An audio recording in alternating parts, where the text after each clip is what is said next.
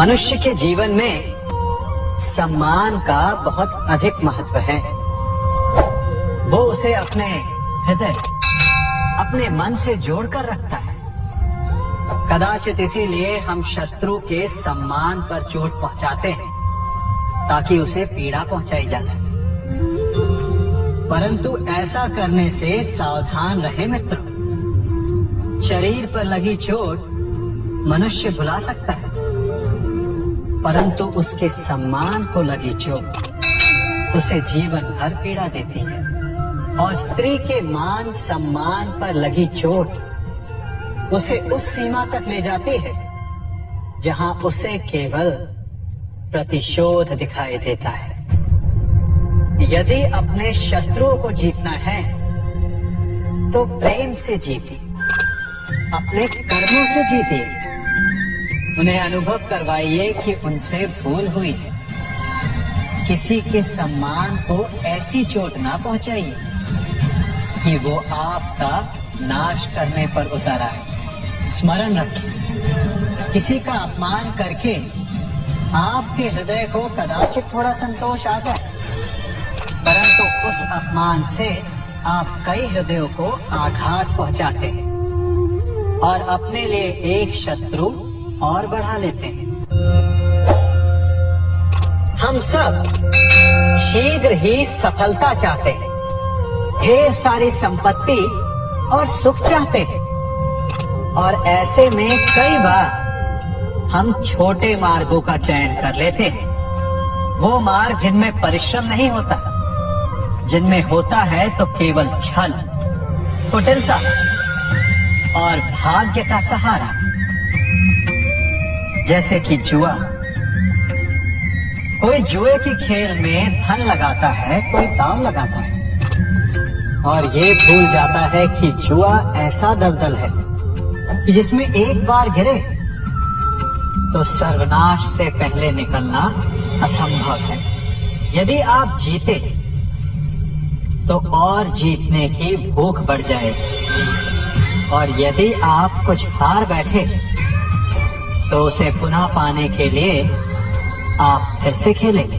मनुष्य को ये आभास ही नहीं होता कि अपनी संपत्ति के साथ साथ वो अपनी मानवता, अपने संस्कार, अपना धर्म और अपना उत्तरदायित्व सभी जुए की भेंट चढ़ा देता है। इसलिए कुछ पाना है तो परिश्रम से पाओ। यदि कुछ जुए में जीता तो वो उतना शीघ्र ही खो दोगे, क्योंकि उसे परिश्रम से पाया नहीं गया है, और उसकी रक्षा करने के लिए आपके मन में स्वाभाविक प्रयास भी नहीं होंगे।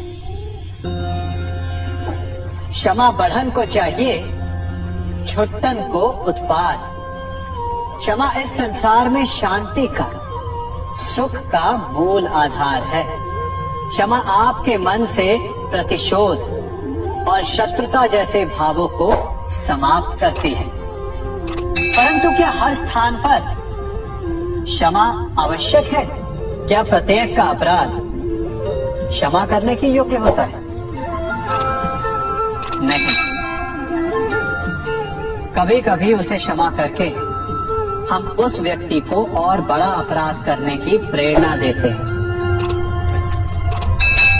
और ऐसा ही अपराध है स्त्री का मान भंग करना, जिसमें क्षमा की कोई अवस्था नहीं। यदि से भूल से गाय के बछड़े का अखेट कर ले तो उसे क्षमा किया जा सकता है, परंतु यदि वो नरभक्षी हो जाए तो उसके केवल दो स्थल होते हैं, या तो पिंजरा या फिर मृत्यु की गोद। कुछ परिस्थितियों में क्षमा के स्थान पर दंड देना आवश्यक होता है, क्योंकि ये दंड का भय ही है जो लोगों को वो अपराध करने से रोकता है। संसार में सबसे बड़ा क्या है? अभिमान और बाहुबल, या विश्वास और आस्था? निश्चित रूप से बाहुबल के महत्व को नकारा नहीं जा सकता। मनुष्य अपने बाहुबल से पर्वत को मैदान बना सकता है, सागर सुखा सकता है, मरुस्थल में नदियां बहा सकता है, परंतु बाहुबल को सहारा होता है विश्वास का। यदि मन में विश्वास ना हो तो बाहुबल किसी काम का नहीं। वो कौन सा बल है कि मोर आकाश की ओर ताकते हैं? वो विश्वास ही तो है जिसके कारण वर्षा होती है और दोनों की प्यास बुझती है। परंतु जब पाप के बाहुबल का सामना धर्म के विश्वास से होता है तो बाहुबल हार जाता है और जीतता है विश्वास। विजय होती है आस्था की। यदि आप सत्य के मार्ग पर चल रहे हैं और आप अपने इष्ट में आस्था रखते हैं तो किसी भी पापी का बल आपका कुछ नहीं बिगाड़ सकता। कभी सोचा है हमारा जीवन भी उस रेत की घड़ी की भांति है? जो रेत नीचे गिर चुकी है वो हमारा अतीत है, जो अब भी ऊपर है वो हमारा आने वाला भविष्य है, और वर्तमान ये संकुचित स्थल है जहां से धीरे धीरे करके रेत गिर रही है। अर्थात हमारे पास जीने के लिए यही एक क्षण है। उसका उपयोग कैसे करना है ये हम पर निर्भर करता है। जो बीत गया उसका दुख मनाना है या जो भविष्य में होने वाला है उसकी प्रतीक्षा में क्रोध करना है। सब कुछ करने के लिए यही एक क्षण है। प्रसन्न रहना है तो उसके लिए भी यही एक पल है। प्रतीक्षा करते रहोगे तो ये पल भी भूतकाल में बदल जाएगा। इसलिए आनंद के लिए, परोपकार के लिए प्रतीक्षा ना कीजिए। आपके पास जो पल है उनका भरपूर सदुपयोग कीजिए, क्योंकि इस घड़ी को पलटकर आप फिर से समय अवश्य गिन सकते हैं, परंतु अपना बीता हुआ समय आप वापस नहीं लौटा पाएंगे।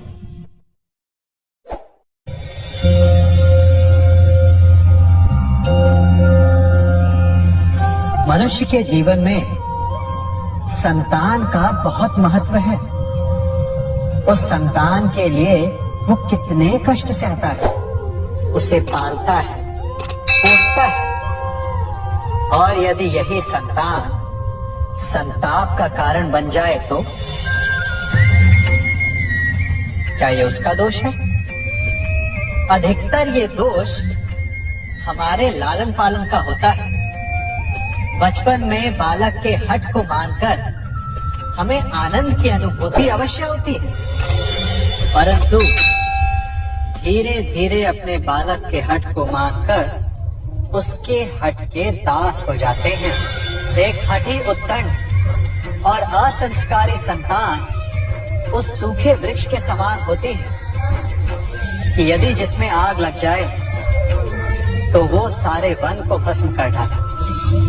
और स्मरण रहे, जब उसमें अग्नि लगती है तो सबसे पहले वो स्वयं के घर को ही भस्म करती है।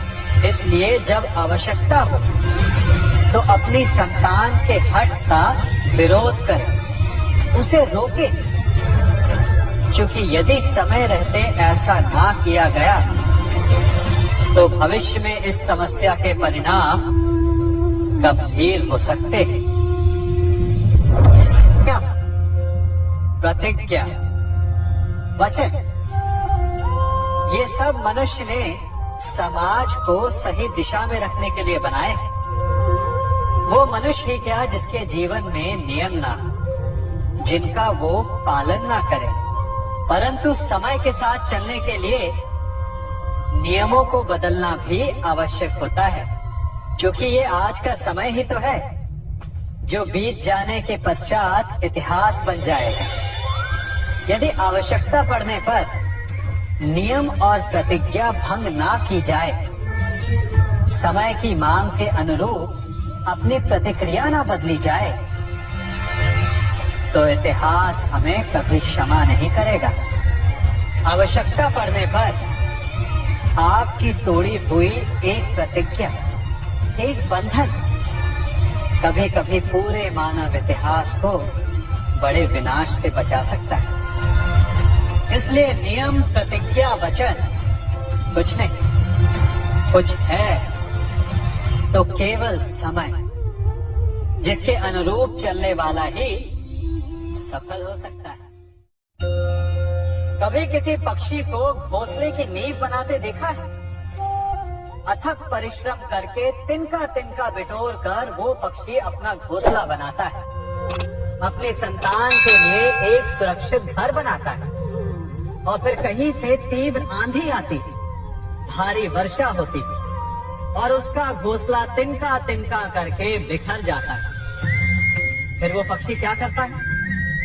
वो रोता नहीं, ना ही विलाप करता है, वो बिना विलंब करे फिर से अपना घोंसला बनाना प्रारंभ कर देता है और सफलता पाता है। फिर हम क्यों छोटी छोटी असफलता से भयभीत होकर परिश्रम करना छोड़ देते? एक बात सदा स्मरण रखिएगा, हर वृक्ष कुल्हाड़ी की एक मार से नीचे नहीं गिरता, हर चट्टान घन के एक प्रहार से नहीं टूटती।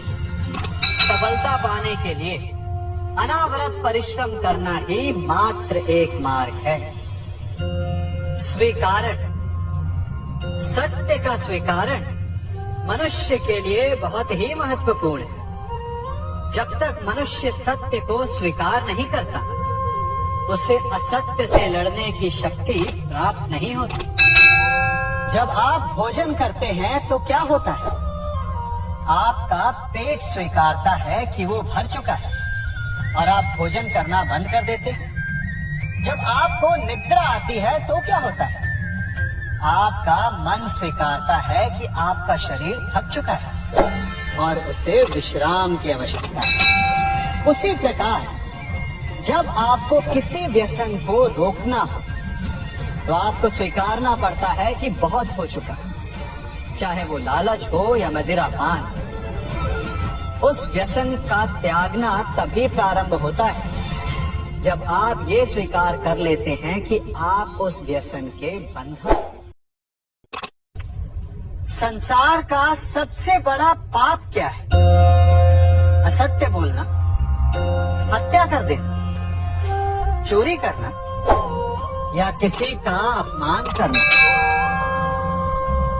संसार का सबसे बड़ा पाप है किसी निर्बल को सताना, और संसार का सबसे बड़ा दंड भी उस निर्बल के मुख से निकली हाय है। आप देख रहे हैं मैं क्या कर रहा हूँ? मैं लौ पिघला रहा हूँ, और ये लौ पिघलता है इस चमड़ी की बनी धूनकी से निकली हवा से। तनिक सोचिए, एक मृत पशु की खाल से बनी धूनकी कितने कठोर लोहे को भस्म कर सकती। ठीक उसी प्रकार आप चाहे जितने भी शक्तिशाली क्यों ना हो, यदि आपने किसी निर्दोष, किसी निर्बल को सताया तो उसके मन से निकली हाय और उसका श्राप आपके जीवन को भस्म कर सकता है। स्वर्ण, सज्जन पुरुष और परोपकारी मनुष्यों की गति एक समान होती है। यदि स्वर्ण टूट जाए तो उसे गर्म करो, ताप दो, पिघल कर वो फिर से जुड़ जाता है। ठीक उसी प्रकार मतभेद होने के पश्चात भी एक सज्जन पुरुष और महान पुरुष फिर से मित्र बन जाते हैं। परंतु दुर्जन दुष्ट माटी से बने लोग उस पके हुए मटके के समान होते हैं कि जिनमें यदि एक बार दरार आ जाए तो वो स्वयं ही स्वयं का सर्वनाश कर लेते हैं। इसलिए मित्रता केवल सज्जनों से ही करें ताकि मतभेद ना हो। दुष्टों का समूह अपना नाश स्वयं ही कर लेता है। यदि कोयले की खान में जाओ तो चाहे जितनी भी सावधानी बरतो, अपने वस्त्रों पर कालिख लग ही जाती है। इसलिए दुष्ट मित्रों से सावधान, सज्जन शत्रु प्रत्येक परिस्थिति में श्रेष्ठ है। प्रत्येक मनुष्य सफलता पाने के लिए कार्य करता है। कुछ सफल होते हैं, कुछ नहीं होते, और जो सफल नहीं होते वो सदा अपनी असफलता का कारण या तो अपनी परिस्थितियों को बताते हैं या अपने सहयोगियों को दोषी ठहराते हैं। परंतु क्या वास्तविकता में ऐसा ही होता है? क्या कोई परिस्थिति या कोई व्यक्ति किसी की असफलता का कारण बन सकते हैं? उत्तर हाँ भी है और ना भी। कैसे? आप इस तितली को देख रहे हैं? आपने एक मक्खी को भी देखा हो। प्रकृति ने दोनों को समान गुण दिए रस पान करने का।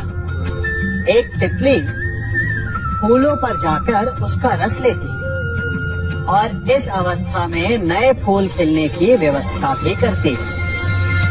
और मक्खी घाव पर बैठती है, घाव को सड़ाती है और रोग भी फैलाती है। यदि इसमें किसी बात का अंतर है तो केवल सोच का।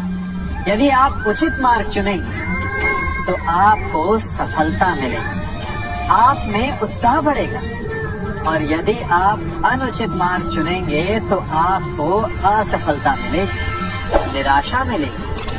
अब उचित मार्ग चुनना है या अनुचित मार्ग, ये निर्णय तो आप पर निर्भर करता है।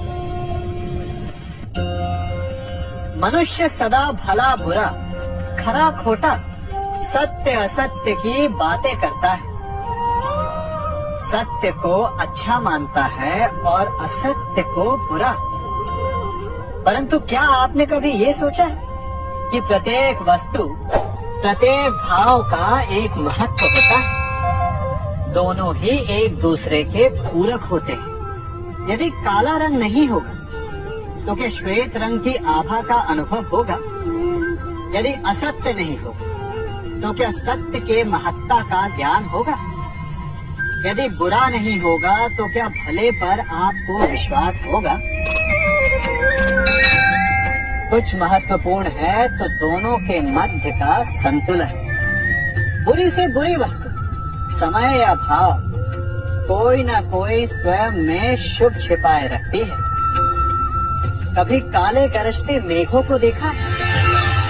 उसके किनारे भी एक स्वर्णिम आभा होती है। उसी प्रकार यदि आपके जीवन में बुरा समय आए तो आपको अपने सच्चे मित्रों की पहचान हो जाती है। तो बुरे समय में निराश ना हो, उसमें भी कुछ शुभ खोजने का प्रयास करें और धीरे धीरे सब कुछ आपके जीवन में स्वतः शुभ हो जाएगा। संसार में सबसे महत्वपूर्ण क्या है? दृष्टि या दृष्टिकोण, समझ या सोच?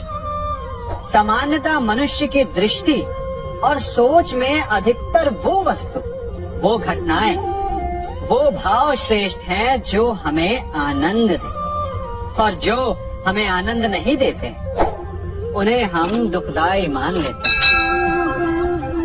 परंतु दृष्टिकोण और सोच को यदि एक भिन्न कोण से देखें तो परिस्थितियां भिन्न सिद्ध हो सकती हैं।